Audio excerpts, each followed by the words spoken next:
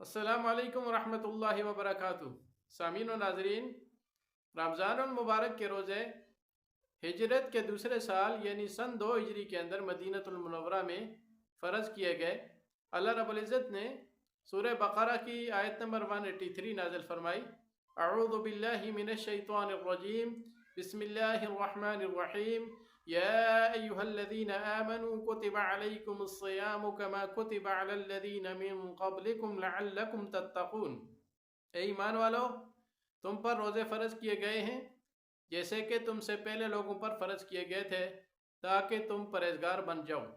حضرت عائشہ صدیقہ رضی اللہ تعالی عنہ صحیح بخاری حدیث نمبر 2002 میں فرماتی ہیں کہ کان یوم عاشوراء تصومہ قریش فی الجاہلیہ، کہ قریش مکہ جاہلیت کے اندر عاشوراء کا روزہ رکھا کرتے تھے۔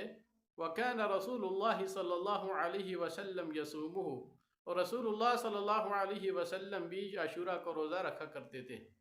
فلما قدم المدینہ، جب آپ صلی اللہ علیہ وسلم مدینہ تشریف لے آئے، سامہ وامر بصیامہ، آپ صلی اللہ علیہ وسلم نے خود بھی عاشوراء کا روزہ رکھا اور صحابہ اکرام کو بھی عاشوراء کے روزہ رکھنے کا حکم دیا۔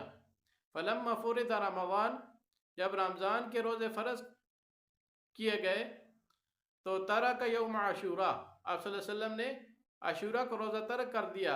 فمن شاء صامہ ومن شاء ترک، پھر آپ صلی اللہ علیہ وسلم نے اجازت دے دی کہ جو چاہے تو عاشوراء کا روزہ رکھے، جو نہ چاہے تو وہ عاشوراء کا روزہ نہ رکھے۔ یعنی عاشوراء کے روزے کی فرضیت ختم ہو چکی تھی، اب صرف رمضان المبارک کا پورا مہینہ روزے رکھنے فرض ہیں، باقی اس کے علاوہ ایام 20 کے روزے بھی فرض نہیں ہیں، عاشوراء کے روزے بھی امت محمدیہ پر فرض نہیں ہیں۔ اللہ رب العزت سے دعا ہے کہ اللہ تعالی ہمیں رمضان کے روزے ان کے آداب کا لحاظ رکھتے ہوئے روزے رکھنے کی توفیق عطا فرمائے۔ وما علینا الا البلاغ المبین۔